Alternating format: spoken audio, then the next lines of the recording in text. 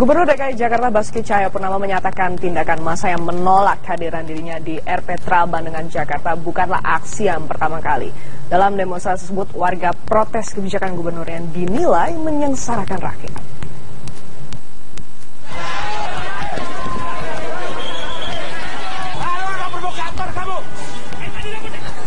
Kedatangan Gubernur DKI Jakarta di RPTRA Bandengan Jakarta Utara pada Kamis sore disambut demonstrasi warga luar Batang dan Penjaringan Jakarta Utara. Warga protes atas kebijakan Ahok yang dinilai menyengsarakan rakyat.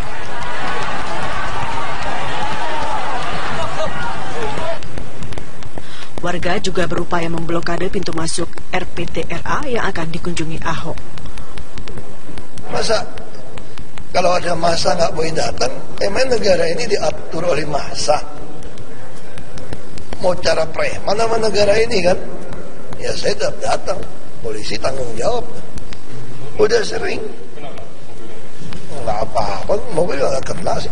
Waktu kita masuk kan saya udah buka kaca, dia bilang jangan buka kaca kan. Makanya dia datangin nggak berani juga, dapat saya buka kaca waktu masuk. Saya buka kaca kok. Buka kaca nih salaman foto saya tungguin sampai depan juga gitu kan. Jadi memang ini tindakan pengecut aja. Saya udah sampaikan saya bukan pengecut gitu loh, ke petugas negara gitu loh. Akibat demonstrasi yang berlangsung, satu orang anggota BRIMOB terluka terkena batu. Dari Jakarta, tim TV One mengabarkan. Keberadaan sebuah rumah di Tangerang Selatan, Banten yang dijadikan lokasi pembuatan vaksin palsu mengejutkan warga sekitar. Sang penghuni rumah diketahui baru 5 bulan tinggal di rumah itu.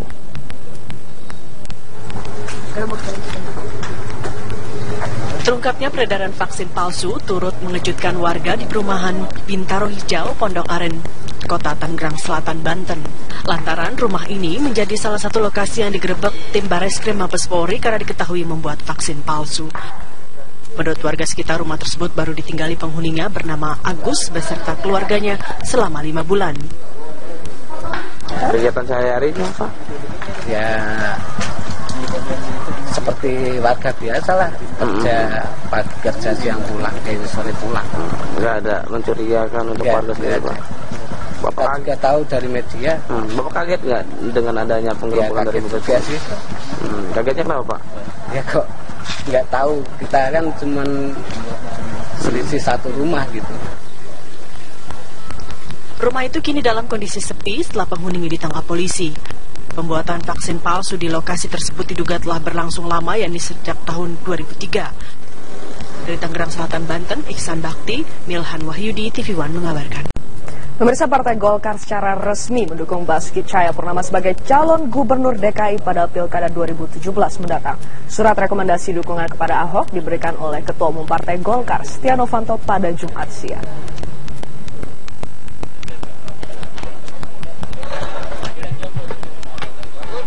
Partai Golkar hari ini resmi mendukung Gubernur Petahana DKI Jakarta, Basuki Cahayapurnama di Pilkada 2017 mendatang.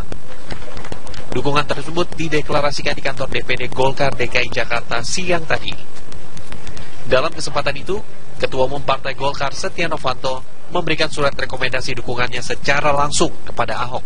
Maka bisa resmi DPD Partai Golkar mengusulkan adalah saudara Basuki Cahya atau saudara Ahok adalah dicalonkan sebagai gubernur DKI.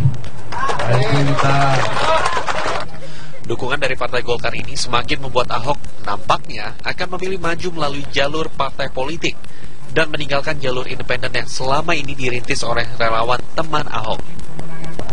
Sekian dari seluruh pengurus dan tentu juga Pak Ayakun, Ketua DPD DKI dan DPRD DKI. Saya ucapkan terima kasih atas nama pribadi dan keluarga, dan saya tentu akan siap melaksanakan tugasnya, dan saya akan usahakan semaksimal mungkin tidak akan mengecewakan harapan. Amin. Tiga partai sudah kita tunjuk, ada Pak Nusron segala macam. Kita akan ketemu teman Ahok nih, kita akan ngatur. Mudah-mudahan sebelum Lebaran, saya juga akan waktu dekat akan ketemu teman Ahok untuk tanya nih, Gimana nih kita masih mau pakai tiket yang sulit atau mau yang tiket yang mudah? Prinsipnya 3 partai ini mau apa saja sama, mau dukung atau ngusung sama. Dengan dukungan 3 partai politik, Golkar, Hanura, dan Nasional Demokrat, maka Ahok sudah mengantongi 24 kursi di DPRD, yang berarti Ahok sudah dapat memenuhi syarat dukungan di parlemen untuk maju sebagai calon gubernur di Pilkada DKI Jakarta 2017 mendatang. Dari Jakarta, Indra Gunawan, TV One mengabarkan. Rumah tersangka AP di Tangerang Selatan kini sepi. Istri dan anak tersangka memilih untuk mengungsi ke rumah keluarga lainnya pasca penggerebekan di rumah yang menjadi lokasi pembuatan vaksin palsu. Berikut penelusuran reporter TV One Randy Wicaksana. Rumah AP, tersangka yang diketahui terlibat dalam kasus vaksin palsu di kawasan Tangerang Selatan, mulai pagi hari diketahui kosong. Meskipun masih ada motor, helm, namun diketahui tidak ada lagi keluarga tinggal di sini, diketahui semenjak bulan November tahun 2015 lalu. Sang istri yang sebelumnya tinggal di sini pun juga tidak berada di sini, dan rumah ini diketahui menjadi tempat disinyalir terproduksi. Namun dari keterangan warga sekitar tidak pernah melihat adanya aktivitas-aktivitas terkait dengan produksi yang mencurigakan. Diketahui keterlibatan dari AP ini sebagai kurir dari vaksin palsu yang kemudian diedarkan ke puskesmas ataupun rumah sakit terkait. Lebih lengkapnya, saya sudah bersama dengan Ketua RW 12 di sini, dengan Bapak Edi. Selamat siang, Pak Edi. Siang, Pak. Pak Edi, sudah pernah bertemu secara pribadi, Pak, dengan tersangka AP ini, Pak? Kalau dengan tersangka AP saya belum pernah ketemu ya. Tapi kalau sekilas wajahnya, ya kita, karena saya RW, dengan warga kan harus mengetahui begitu. Efektif mengontrak di sini sejak kapan, Pak? Beliau dari keterangan istrinya itu November 2015. Kalau sejak menikah, itu informasinya sejak November itu memang Pak Agus ini dia sudah berinteraksi dengan obat ya. Namun dengan vaksin ini informasi yang kami dapatkan itu sejak Maret 2016. Maret 2016. Berarti belum lama. Terima kasih Pak Edi atas informasinya, Ketua RW dari RW 12 Puri Bintaro Hijau. Berikut kesaksiannya, dan memang semenjak pagi tadi rumah ini mendadak ramai dari warga yang juga ingin tahu melihat keadaan di rumah ini. Dan memang tidak ada warga, dari kesaksian yang kami tanyakan pada warga-warga sekitar, tidak pernah ada yang melihat adanya proses penangkapan ataupun curigaan dari tersangka AP ini. Istrinya pun mungkin karena alasan ketidaknyamanan atas perhatian yang besar ini mulai mengungsikan diri mulai dari pagi hari tadi, dan hingga saat ini rumah diketahui kosong dan tinggal stiker berlabel Mabes Polri yang menandakan bahwa rumah ini dalam pengawasan. Dari Tangerang Selatan, Randy Wicaksana, Samsudin, TV One mengabarkan. Dinas Kesehatan Kota Bekasi hari ini melakukan inspeksi mendadak ke sejumlah klinik dan rumah sakit untuk mengantisipasi peredaran vaksin palsu.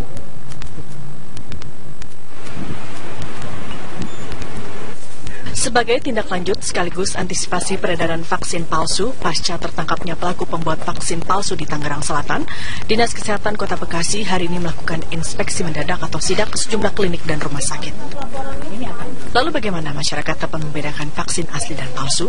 Sekretaris Dinas Kesehatan Kota Bekasi menyatakan vaksin yang asli memiliki kemasan dengan huruf cetak tebal, bukan hasil print. Kapan diproduksi?